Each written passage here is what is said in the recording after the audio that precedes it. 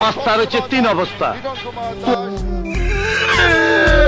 সাব্বিরকে না নিলে ঢাকা ক্যাপিটালসকে বয়কটের ডাক দিয়েছিল সাব্বিরের ভক্তরা। তাই সিলেট পর্বে অনেকটা বাধ্য হয়েই সাব্বিরকে দলে নেয় ঢাকা ক্যাপিটালস। তবে ব্যাট হাতে সাব্বির যা দেখালেন তাতে কেবল হা হয়ে থাকা ছাড়া উপায় ছিল না শাকিব খানের। টাকা দিয়ে প্লেয়ার নয়, যেন টেনশন কিনেছেন শাকিব খান। তানজিদ তামিম আউট হলে ব্যাট করতে আসেন সাব্বির রহমান। ব্যাটে নেমে সে কি খুশি সাব্বির। একাদশে জায়গা পেয়ে নিজে খুশি থাকলেও ভক্তদের হতাশ করেছেন সাব্বির। মাত্র 2 রান করেই আউট হয়েছেন হাসতে হাসতে। সাব্বিরের এমন ইনিংসের পর ভক্তদের হতাশা ছিল দেখার মতো। তবে শুধুই কি সাব্বির, ঢাকা ক্যাপিটালসের প্রতিটা ক্রিকেটারই যেন শাকিব খানের জন্য টেনশনে পরিণত হয়েছে। লিটন, তানজিদ তামিম, সাব্বির, মোসাদ্দেকরা কেবল শাকিবকে টেনশনই দিচ্ছেন। টানা হারের পর শক্তিশালী রংপুরের বিপক্ষে খেলতে নেমে বিপিএল এর এখন পর্যন্ত সবচেয়ে কম দলীয় স্কোরে অল আউট হয়েছে ঢাকা ক্যাপিটালস। আগে ব্যাট করতে নেমে একরকম যাওয়া আসার মধ্যে ছিল ঢাকার ব্যাটাররা। শেষ পর্যন্ত সবকটি উইকেট হারিয়ে কোনো মতে 111 রান করতে পেরেছে তারা।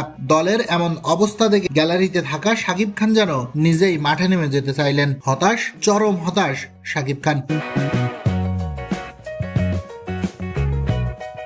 কিনছি রে কিনছি, আমি টেনশন কিনছি। হস্তায় পাইছিলাম, হস্তায় বস্তায় কিনছি। এখন হস্তার হচ্ছে তিন অবস্থা।